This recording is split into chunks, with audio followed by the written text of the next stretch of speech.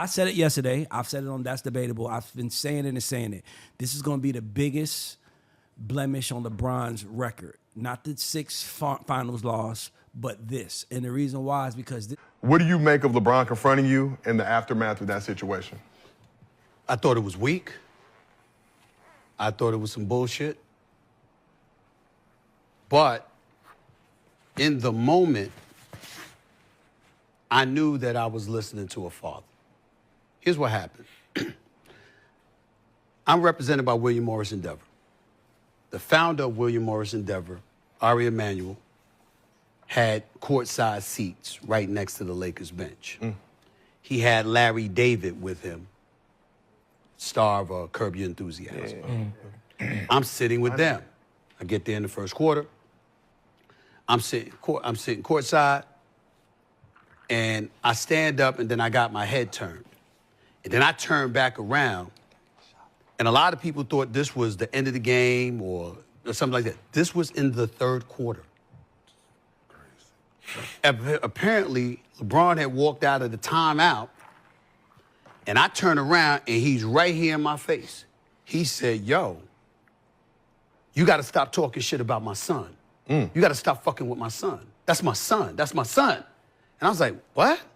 He said, nah, fuck that. I said, yo, let's talk later. He's like, fuck that. Nah, fuck that. You got to stop fucking with my son. And I said, all right, dog. And he walked off. So I remember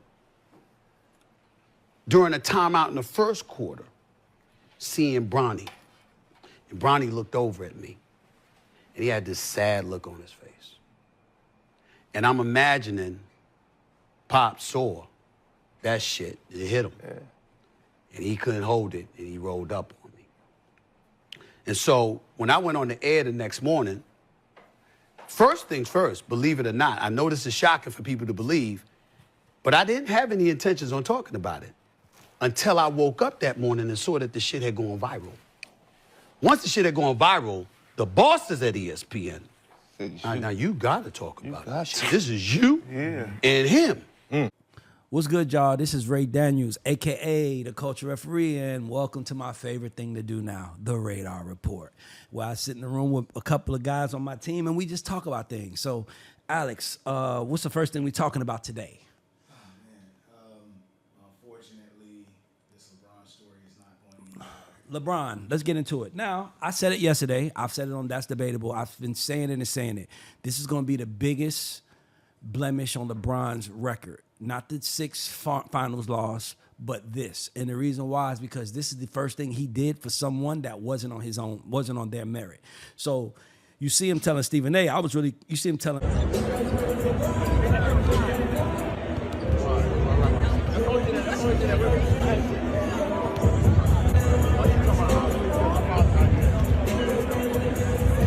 Jefferson, I was really checking him for me, but it's like, bro, like, then why was it about your son?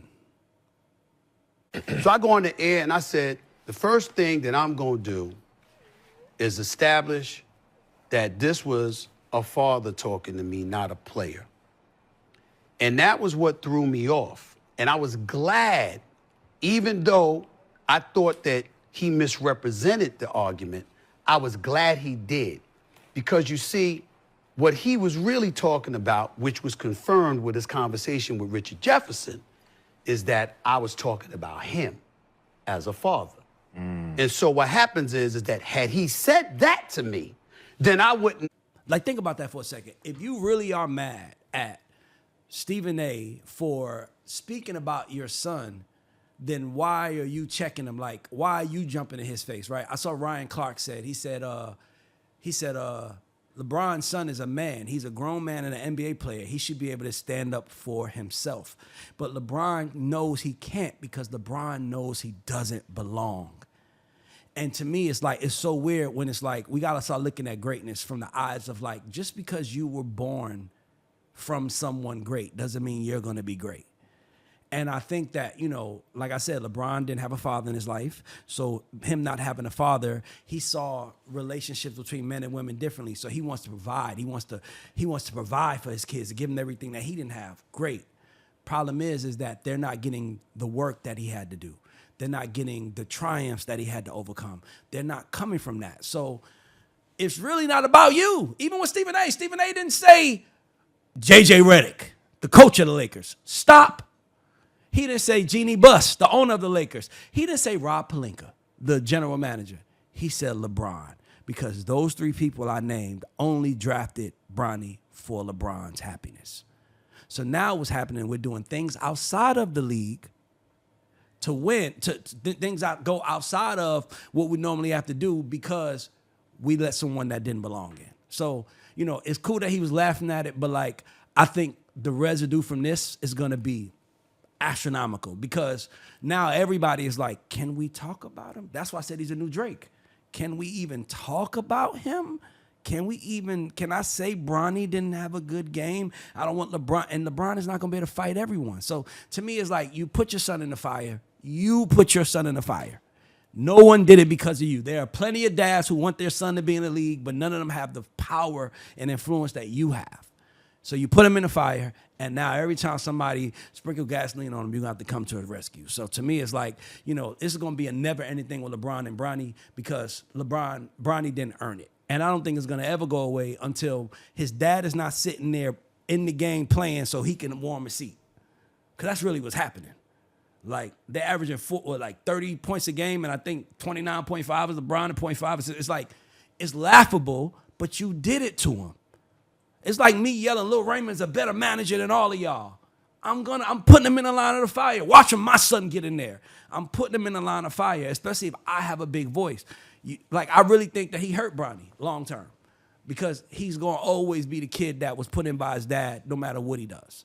And that's what I would say. And it's something else we want to talk about, right? Oh, you got another question, Alex? Come on.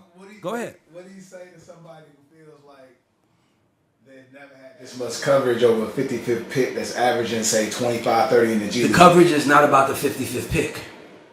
The coverage is about his father, who was the number one pick in 2003 or 5, whenever it was, 2003, and has been the number one basketball player in the world. And we watched his kid sit on the sideline. By the way, we watched Steph Curry sit on the sideline when Del Curry was playing. No one thought this kid was going to be the greatest shooter ever. LeBron, to me, the problem is because when you have so much power and influence, you think you can control the outcome of everything. Like, I'm rich, I'm a billionaire. Why can't I do this? And it becomes because there are other people who are going to say something, and how you handle that is going to tell us everything. LeBron James has been literally the no track record on this. We've never even seen the man mad before. And now we see him checking the most popular man in sports for his son.